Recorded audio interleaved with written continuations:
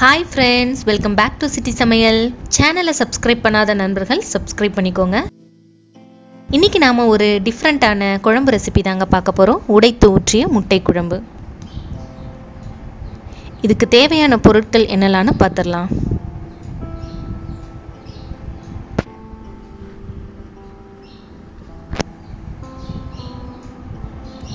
ஒரு கடாயில் தேவையான அளவு எண்ணெய், ஒரு ஸ்பூன் கடுகு.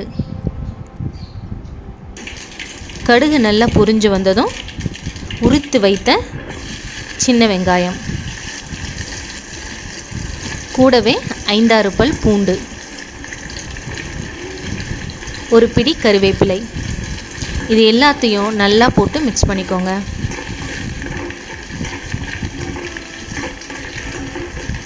பொடியாக நறுக்கி வைத்த 1 கப் பெரிய வெங்காயம் நல்லா வதங்கினதுக்கப்புறம் 2 தக்காளி அரைத்த விழுது, இது எல்லாத்தையும் சேர்த்து நல்லா மிக்ஸ் பண்ணி தக்காளி நல்லா கொதிச்சு வரணும்.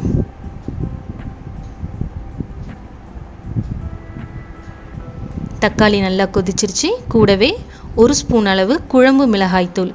குழம்பு மிளகாய்த்தூள் இல்லாதவங்க 1 ஸ்பூன் மிளகாய்த்தூள் மல்லித்தூள் ஆட் பண்ணிக்கோங்க. தேவைக்கேற்ப உப்பு. இது எல்லாத்தையும் நல்லா கலந்து விட்டுக்கலாம்.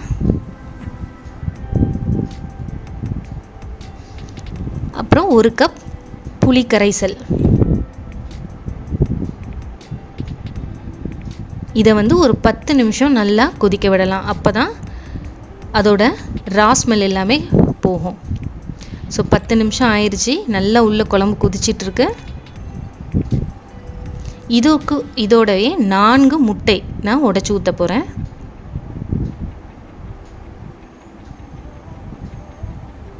ஸோ 4யுமே நான் உடைச்சி ஊற்றியாச்சு. இதை கரண்டி வச்சு எதையுமே கலக்க வேண்டாம். இன்னும் ஒரு 5 நிமிஷம் நல்லா லிட் போட்டு கொதிக்க விடலாம். குழம்பு நல்லா கொதிச்சிருச்சு. மேலே பார்த்தீங்கன்னா முட்டை நம்ம உடைச்சி ஊற்றின அந்த வெள்ளை கருவெல்லாம் மேலே வந்துருச்சு. கூடவே கடைசியாக நம்ம எடுத்து வச்ச ஒரு 1.5 ஸ்பூன் மிளகுத்தூள். இந்த மிளகுத்தூள் தாங்க இந்த குழம்புக்கே ஒரு தனியான சுவையை கொடுக்கும். பொடியாக நறுக்கி வைத்த கொத்தமல்லி இலை. ஸோ இப்போ தான் நான் கரண்டியே வைக்கிறேன். ஸோ ரொம்பவே நல்லா வெந்துருச்சு முட்டை எல்லாமே. இது நல்லா சூடான சாதத்துக்கு ரொம்பவே சூப்பராக இருக்குங்க.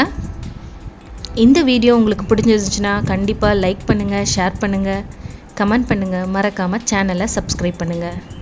மற்றும் ஒரு வீடியோவில் சந்திக்கிறேன். நன்றி, வணக்கம். இது அறுசுவையின் திறவுகோல்.